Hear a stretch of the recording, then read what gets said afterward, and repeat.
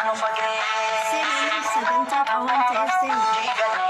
Gara sana gara diigamuu malee nu baasan addaan baanee nu addaan malee sooretti haadha sooree irbaanii rabuusa qabaay seeqanii sisseeqanii kan gargaar nu baata jaraayi.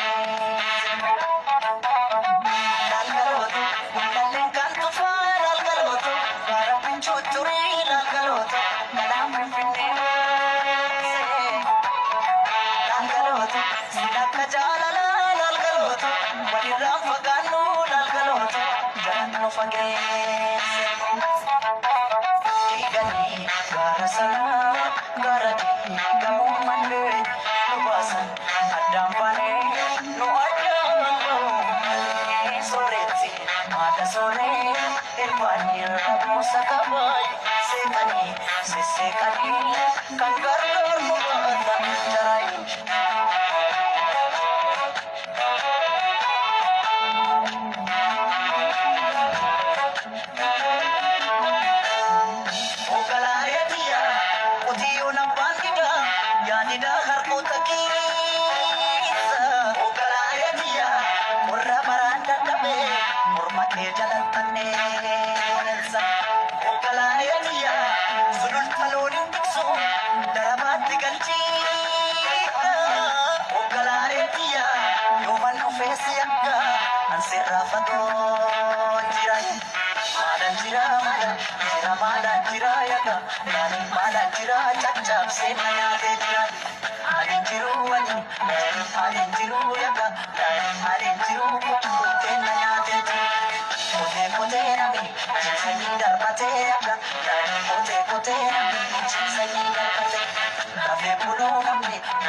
abdatee akka maalan jira caccabsina nyaatee jira.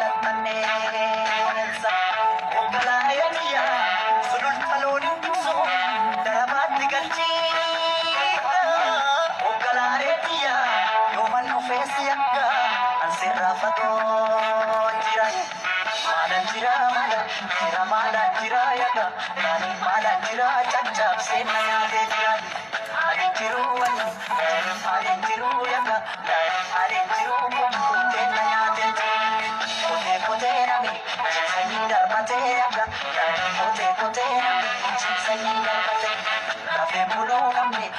Nama abdatee akka nama maalan jira caccabsee na nyaatu kan.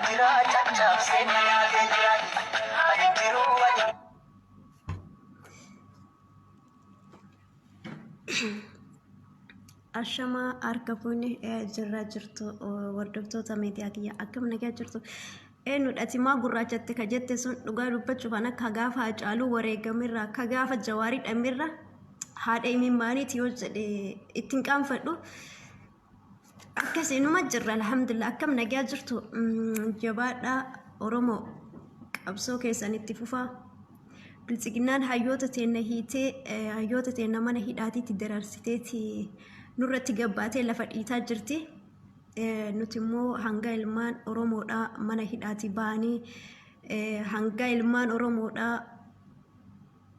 qeerroon Oromoo kumaatamaan mana hidhaa keessatti ol guuramte sun gadi nuuf baatu wanti manatti ol deebinee rafnu takka hin jiru qabsoo keessanitti jabaadhaa nimoona haqa qabnaa alaa keessaanii falmannaan hiriirri keessanitti hafufu addaan hin kutinaa isiniin jedha gumaa Hacaalullee kan baasu ilmaan Oromooti hayyoota Oromollee kan mana hidhaati baasu numa ilmaan Oromooti kanaaf barreeffama dhiisii hin mul'atu ilayman aydoon maaliif akka mul'achuu dhabe garuu yani seerumaan barreessinee jirra maaliif akka mul'achuu dhabe hin beeku namoota akka rakkoon qabu kanaaf Oromoo jabaadhaa isiniin jennaa ni moona haqa qabna kuni amma inni mul'ata nafxanyaan diina Oromooti Minilik hattuu farda Minilik jedha farda Oromooti jedha kanaaf Oromoo jabaadhaa qeerroo biyya keessaallee hamilee itti godhaa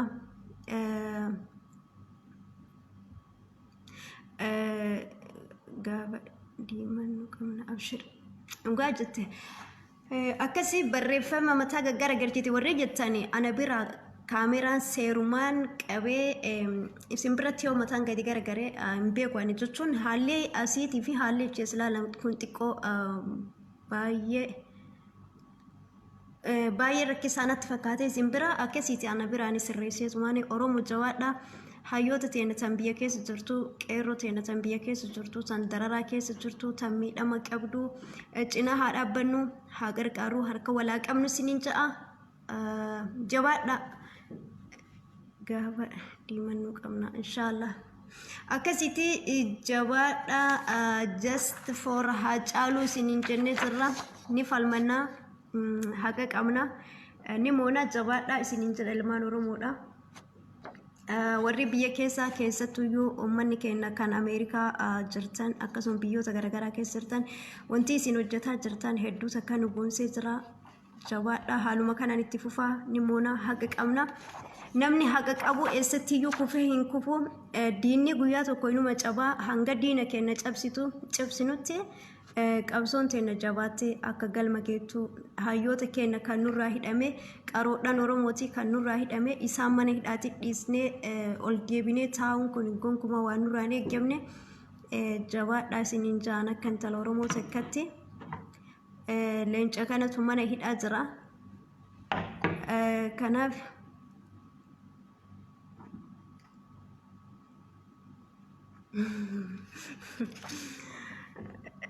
dhugaa dubbachuuf wallaan erga Haacaaluun wareegamee erga Jawaar hidhamee erga qabsaa'onni Oromoo hidhamte keessi kiyya nan gammadu hamileen kiyya baay'ee na tuqame dhugaa dubbachuudhaaf laafte ka jette sun wallaahi laafuu bichaa miti hamilee hedduun narkaawwe baay'ee takka na dhiphise qeerroon Oromoo akkanatti dhumaa jira hayyoonni Oromoo nurraa hidhamanii maaltu nu gammachiisetti obboleessi kiyya laawuu bichaa miti bar maraatu geenneeti bar kan deebine maraatu keessa seenneeti bar dhugaa dubbachuuf aga xiqqoo amma gaddi nurraa amma lashi nurti jee malee hangama kiyyaan dhugaa dubbachuuf ani takka boqonnaa hin qabu akka durii sanii miti 100% keessaa akka dursan nan gammachiisu haalli ilmi Oromoo haalli Oromiyaan keessa jirtu haalli biyyi teenya keessa jirtu kanaafuu jabaadhaan moona hayyoonni teenya biyya alaatiitti waan gaarii hojjetaa jirtan baay'ee galatoomaa keessattuu seenaa jinjimuu hedduu galatoomi sabboontu teenya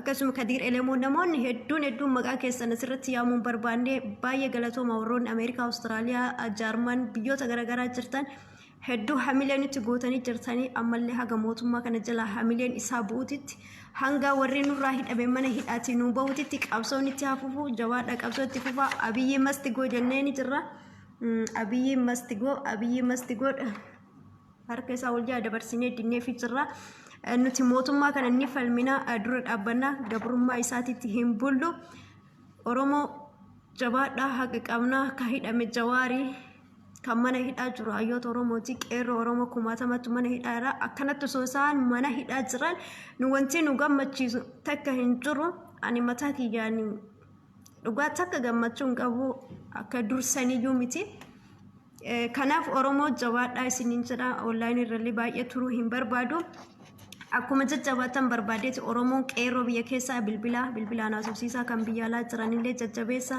warra miidhaman immoo hamma dandeettanii yaaladha fayyisaa abiyyi mastigoo jenneeni jirra Abiy Ahmed mastigoo jenneeni jirra abiyyiin diina Oromooti ayam Oromoo faristi jedheen jira ayam Oromoo faristiidha har'as borus nuti Oromoodha Oromoo taanee dhalannee Oromoo taanee wareegamna gaafa dhalannus Oromoodha gaafa duunus Oromoodha Oromummaa eenyu nurraa niqu Itoophiyaa isaan nutti faarsan Itoophiyaa isaan nutti leellisan Itoophiyaa isaan ilmaan Oromoo irraa ilmaan Oromooti fixan Itoophiyaatu nutti dhufe malee nuti Itoophiyaatti hin dhayne nuti Oromoodha nuti kaleessallee Oromoo har'allee Oromoo gaafa duunus Oromoodha jiraannus Oromoodha kanaafuu Oromummaa keenya kan nurraa dhiqu hin jiru lammitiyya Oromoo tokkummaa keessan jabeeffadha yeroo sanatti hamileen baay'ee nu tuqamee jira hayyoonni Oromoo hidhamuu irratti kanaaf daran jabaadha tokkummaa keessan cimsaa haqa qabnaa ni moonaa ni falmannaa namni dhugaa qabu kufee hin kufu lafatti hin badu dhugaa dubbachuudhaaf jabaadha haa falmannuu isiniin jedha barreeffamni yoo isinin mul'achuu didee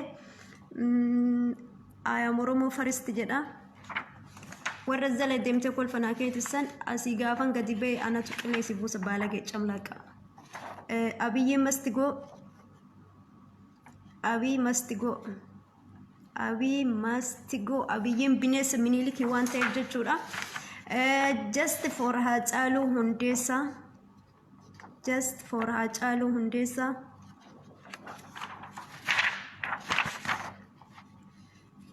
Abbaan biyyaa qeerroo fi qarreedha. Abbaan biyyaa qeerroo fi qarreedha. Ni mul'ata miti? Abbaan biyyaa qeerroo fi qarreedha jedha. Yaa of course abbaan biyyaa qeerroo fi qarreedha. Har'as borus shakkii hin qabnu nuhi abbaan biyyaa Minilik diina Oromooti. Nafxanyaan diina Oromooti. Minilik hattuu farda Oromooti jedhe. Barreeffamni yoo isin mul'achuu baate jechuudha. Free Hamza Borana, Abiy must go. Free Hamza Borana, Abiy must go.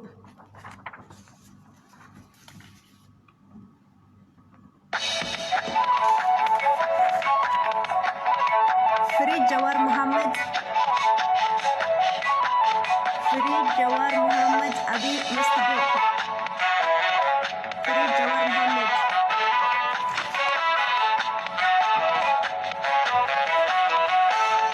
Free Shamsuddin Taha. Ini baca. Free Shamsuddin Taha. Yo barreeffam di sini baca dulu.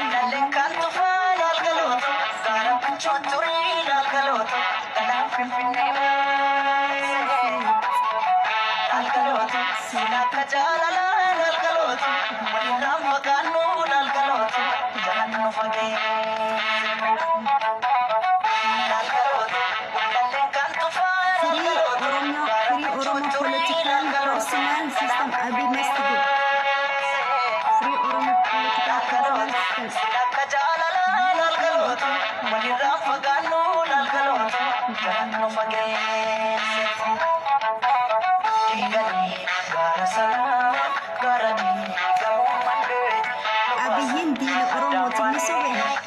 Abiyyiin diina Oromooti ni sobe. Abiyyiin diina Oromooti. Har'as borus Abiyyiin diina Oromooti.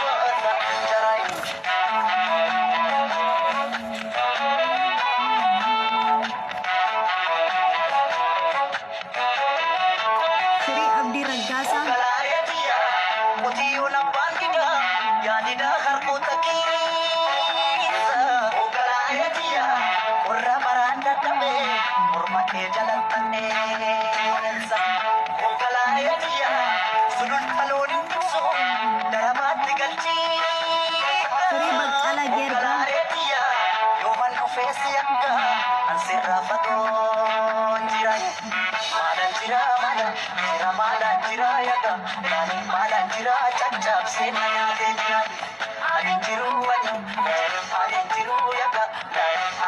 Oromiyaa Ministeer Jawaar Muhammadi Abiy must go jedha. Mootummaan keenya Jawaari. Mootummaan keenya isa kana.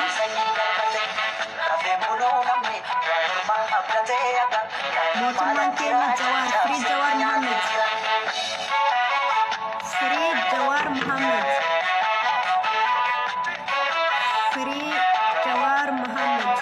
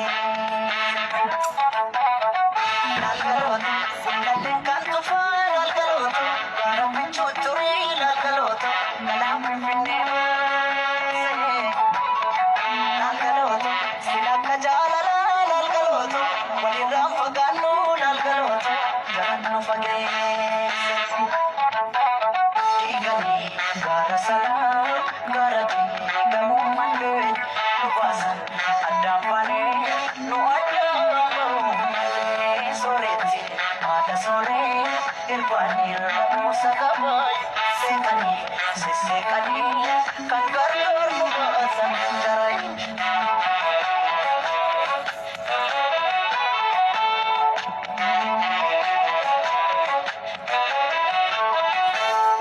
Ungalae biya farda sida kapani sida dabalin suri Ungalae biya irkan udang kesani bari turepu Ungalae biya wade sitra gumi amurra janaki